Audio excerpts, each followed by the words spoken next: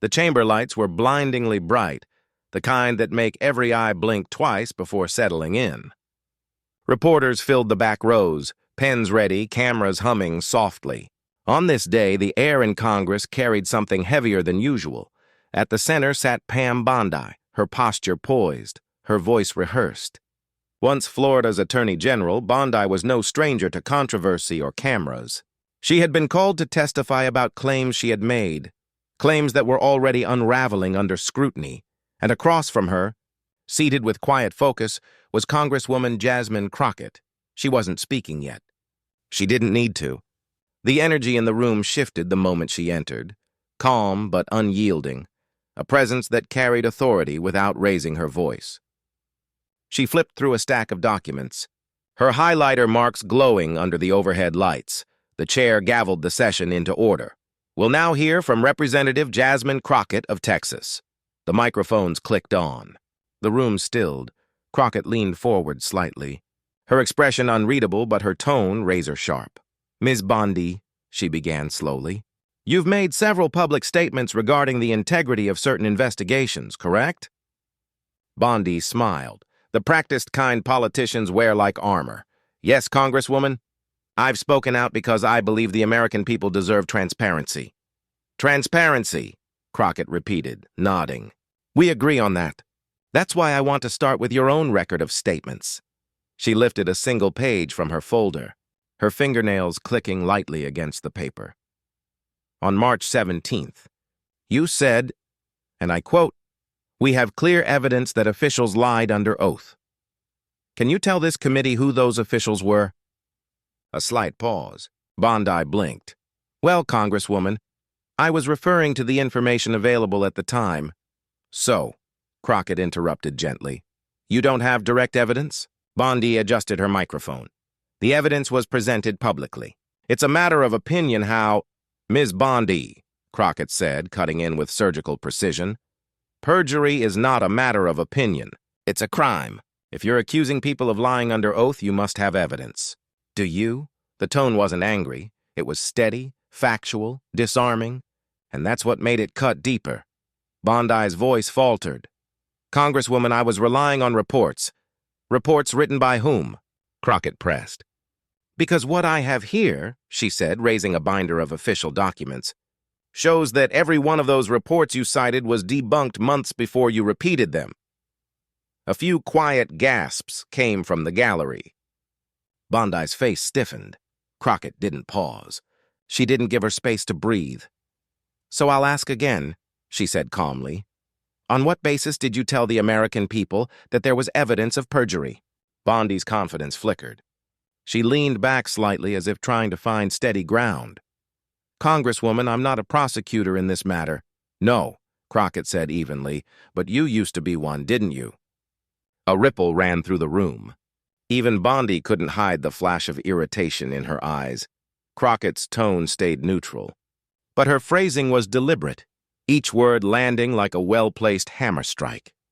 As a former Attorney General, you know that making false public statements about criminal investigations can mislead millions of people. So again, Ms. Bondi, did you verify any of those claims before repeating them? Bondi hesitated. I spoke based on information available at the time. Information that was false, Crockett replied, lifting the binder again. False reports, discredited witnesses, and fabricated data, all cited by you on national television. Were you aware of that? Bondi took a sip of water, her hand trembling slightly.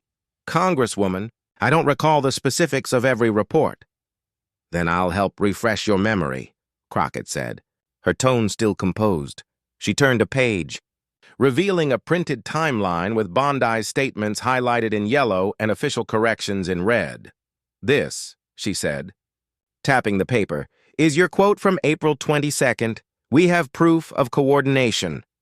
The following day, the Department of Justice issued a statement explicitly denying that claim. You never corrected your statement. Why? Silence. Cameras zoomed in. Bondi looked down, lips pressed tightly. I didn't feel it was necessary to respond to every correction, she murmured. Crockett leaned forward slightly. When misinformation spreads nationally, yes. Ms. Bondi, it is necessary, Her tone didn't rise. It didn't need to. The firmness in her voice carried authority the way thunder follows lightning, natural, inevitable. The chair interrupted briefly. The gentlewoman's time will be extended for 5 minutes. A subtle murmur of approval rippled through the audience. Crockett continued. Ms. Bondi, public service requires accountability. You've built a career on law and order. But today, this committee is asking you for one simple thing, the truth. Bondi's shoulders stiffened. Congresswoman, I stand by my intentions. My goal has always been transparency. Intentions don't erase consequences, Crockett replied. You had a platform. Millions trusted you. And when you said you had evidence, but didn't, you didn't just mislead people. You misled justice. For the first time, Bondi's voice cracked. I was trying to do the right thing. Then say that now, Crockett interrupted softly. Admit it was wrong. Tell the public that you were mistaken. Because integrity isn't about being perfect. It's about being honest when you're not. The silence in the room deepened. Bondi didn't answer. She simply looked down again, her hands clasped tightly together. Crockett waited, 10 full seconds that felt like a minute, before gathering her papers. No further questions. Mr. Chair, the chair nodded. Thank you. Representative Crockett, as she leaned back in her seat. The cameras captured her expression. Calm, collected, unshaken. Behind her, a few quiet claps echoed from the gallery before the chair's gavel brought order again. Pam Bondi exhaled slowly, her composure visibly fractured. The confident public figure who'd walked into the room now looked cornered, not by hostility but by truth. Outside, journalists were already typing. The clip of Crockett's questioning would hit every major network before the hour was over, and as the hearing adjourned for a brief recess, the buzz in the hallway grew louder. Everyone knew they had just witnessed something rare, a politician speaking truth, without theatrics, and making power blink. The recess ended quickly, but it felt like the room had changed. The low murmur of side conversations faded as the committee members returned to their seats. Reporters refreshed their notepads. Photographers checked their focus. Everyone knew the confrontation wasn't finished. Congresswoman Jade Carter re-entered the chamber first, calm, controlled. Her presence didn't need to be announced. The quiet around her did that on its own. At the far end of the table, Paula Benton sat with her legal team, whispering fast, her hand clutching a water bottle she hadn't touched. The woman who had opened the hearing with the confidence of a media veteran now looked cornered, her shoulders tight, her eyes darting toward the cameras. The chair spoke softly into the microphone. The committee will reconvene. Congresswoman Carter, you have the floor. Jade stood, papers in hand. Her voice carried not just authority, it carried intent.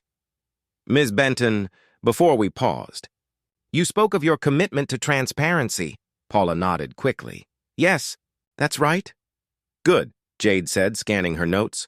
Because I want to continue that conversation, and I'd like to talk about what transparency means when your words reach millions of people. Paula adjusted her seat. Of course. You stated earlier that you relied on reports. Jade continued, her tone steady. Can you clarify which reports? Several media investigations, Paula said quickly, her rehearsed rhythm returning. Independent research, interviews? And did you personally verify any of that information before repeating it publicly? Congresswoman, I don't have the resources of a federal agency, Paula said with a faint laugh. I rely on the integrity of journalists and investigators. Then you relied on others to tell your truth, Jade replied. But when that truth was wrong, who took responsibility for it? A few heads in the audience nodded. The words hit with quiet weight. Paula hesitated. I'm not sure what you mean. Let me show you, Jade said, sliding a document across the table. It was a printed transcript of a cable interview from 8 months earlier. Highlighted in yellow were the sentences Paula had said. Bold, definitive, confident. Beside them, in red, were the official corrections issued days later. You said here, Jade read aloud, we have direct proof of coordination at the highest level. Yet your own cited source later admitted under oath that no such proof existed. You repeated this claim on 3 different platforms after that correction. Paula's jaw tightened. That's a matter of interpretation. Facts, Jade said gently, are not interpretation. Paula shifted in her seat. Congresswoman, you're mischaracterizing my intent. I'm not questioning your intent, Jade replied, her tone soft but unflinching. I'm questioning your accuracy. For a moment, the microphones picked up nothing but the faint hum of the air conditioning. Jade took a step closer, placing both hands on the table. You held a title that carries weight. People believed you because you used to enforce the law. You know the difference between evidence and speculation. I was expressing concern, Paula countered, her voice rising. Concern is one thing, Jade said. Accusation is another. And when your words can shape public trust, that line isn't small, it's sacred. The room went utterly silent. Even the chair leaned forward. Paula tried again. Congresswoman, I was sharing information. False information, Jade said firmly. Repeated information that harmed reputations, misled voters, and undermined investigations. Paula's voice wavered. That was never my intention. But it was the result, Jade answered. Her voice didn't carry anger. It carried truth, measured and inescapable. Jade turned toward the committee. Mr. Chair, I'd like to enter into Record Exhibit 14, a comparison of Ms. Benton's public statements against verified federal reports. The chair nodded. So ordered, Jade continued, her voice steady as she flipped through another folder. Ms. Benton, you once said you believed in law and order above all else. Do you believe misinformation can destroy both? Paula swallowed hard. Yes, I suppose it can. Then you understand, Jade said quietly. Why words matter? Paula's breathing quickened. But Jade didn't let the silence linger too long. You see, she continued, truth doesn't need defending, it just needs telling. But lies. Lies require protection, repetition, and distraction. And that's exactly what we've seen. A soft murmur spread through the press gallery. Paula's attorney leaned toward her, whispering urgently, but she waved him off. She wanted to answer, she needed to salvage something. Congresswoman Carter, she said, her voice suddenly louder. You don't understand the pressure of being in the public eye, of being attacked for doing your job. Jade's response was calm. I understand pressure, Ms. Benton, but pressure doesn't excuse dishonesty. The truth doesn't crumble under scrutiny. People do.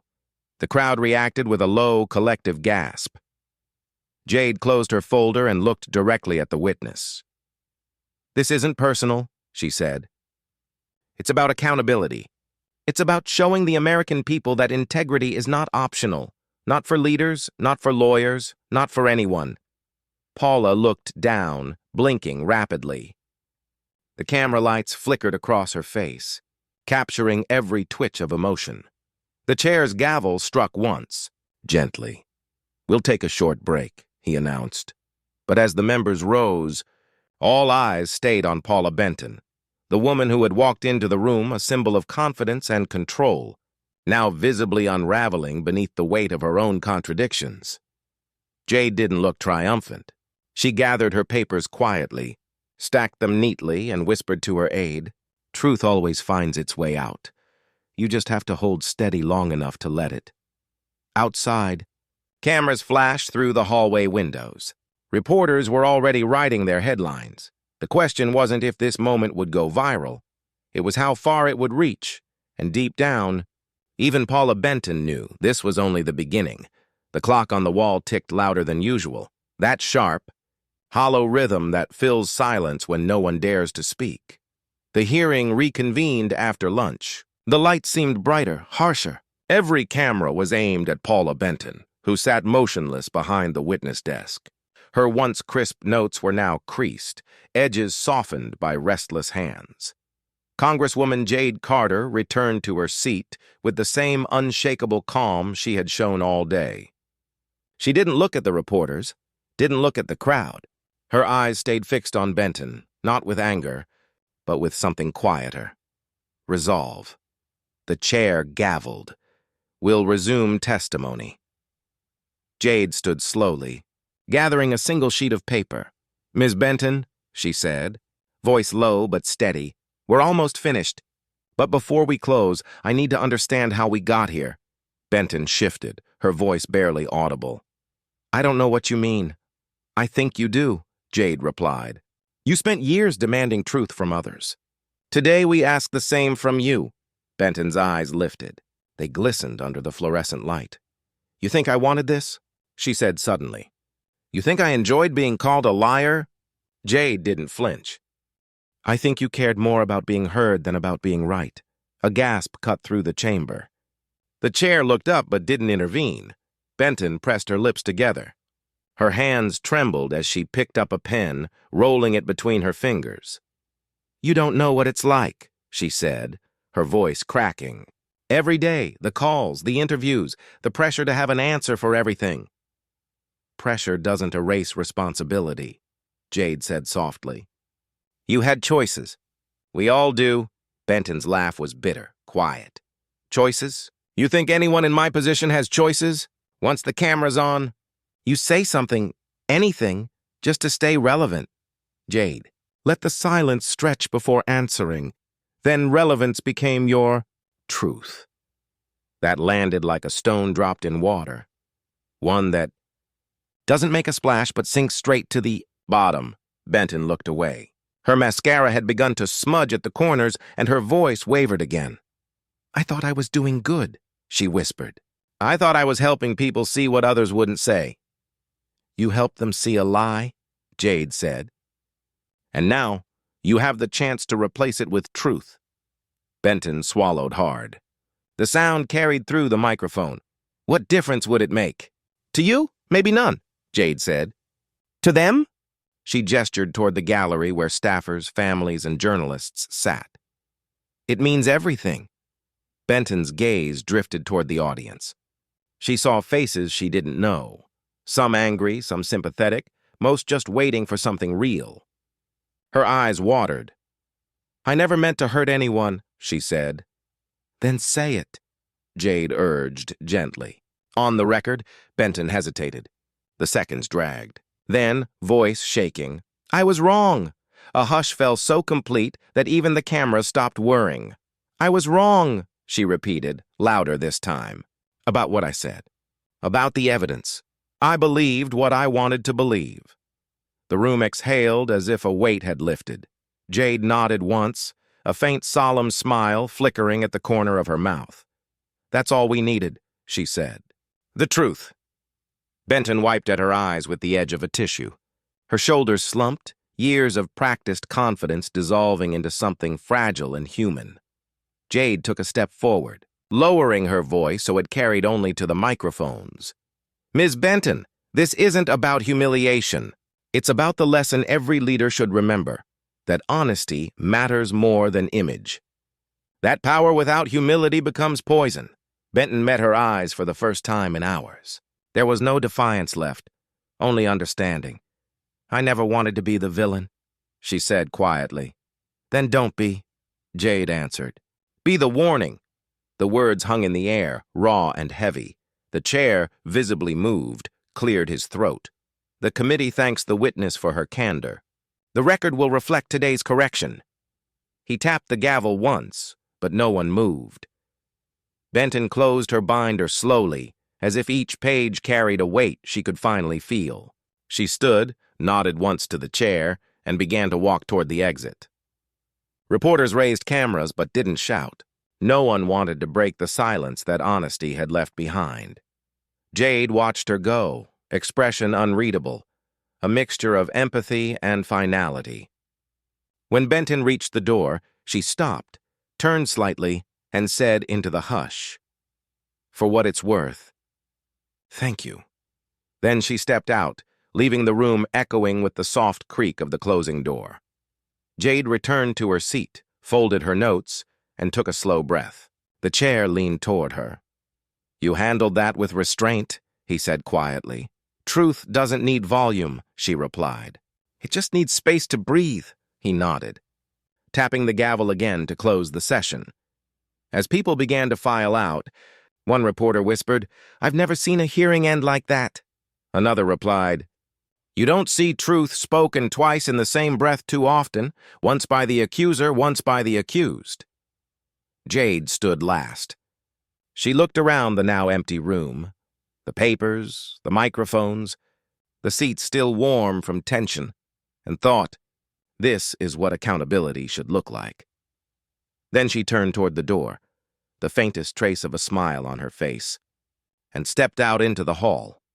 The door of the hearing chamber closed behind Congresswoman Jade Carter, and for a few seconds the hallway outside felt impossibly quiet. Reporters stood in a loose cluster, notebooks in hand, hesitant to break the stillness that followed truth spoken out loud. Then the first camera light blinked on, and the silence shattered into a storm. "Congresswoman Carter, did you expect the confession? Do you think this changes public trust? Was it mercy or strategy?" Jade stopped only long enough to say, it was honesty. That's all it ever needed to be.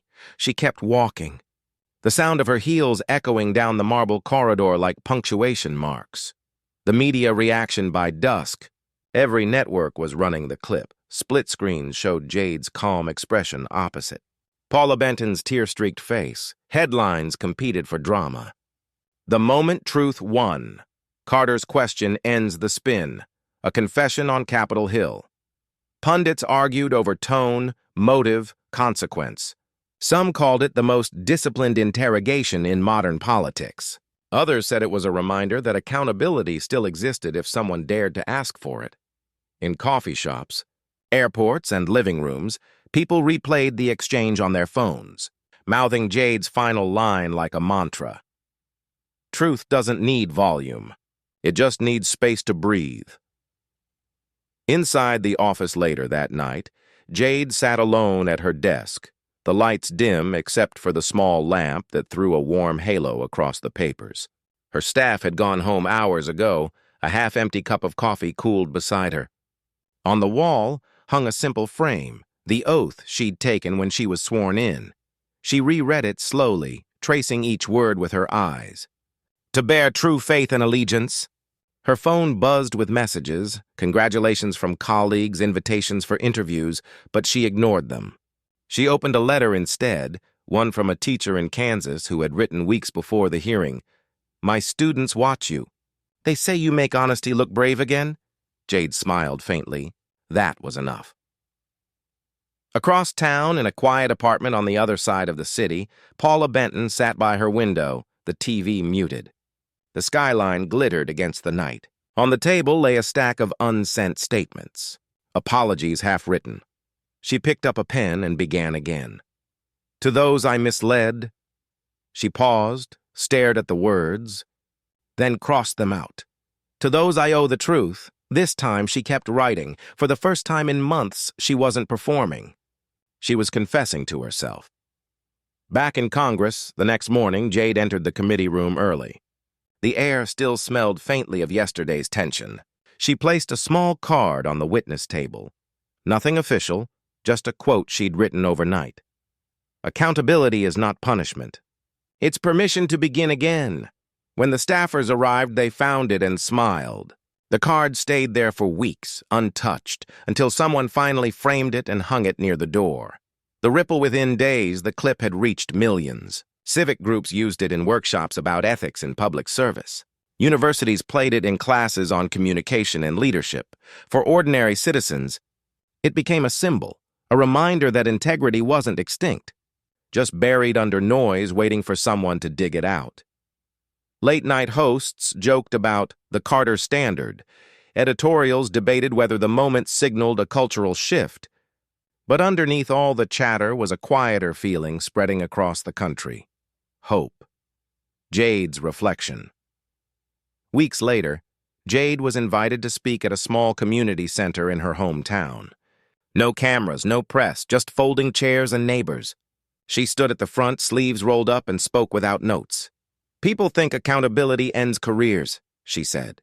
"Maybe sometimes it does. But without it, truth stops being real. The hardest part of leadership isn't fighting others. It's facing yourself when the lights come on." An older man in the front row raised his hand. "Do you think they'll ever all tell the truth like that again?" Jade smiled. "One can. That's how it starts. The quiet ending that night, she returned to her office. The city outside was silent, except for the hum of traffic below. She looked out the window at the Capitol dome glowing against the dark sky. Her aide knocked gently. "Going home soon, Congresswoman?" "In a bit," she said. "Just finishing something." She sat at her desk, opened her notebook, and wrote a single line beneath the day's date. "Truth spoken in the light never fades." Then she closed the book, turned off the lamp, and left the room. The echo of her footsteps faded down the hall, leaving behind nothing but stillness, and a small plaque on the door that now meant more than ever, Jade Carter, Representative, United States Congress, public servant, truth keeper.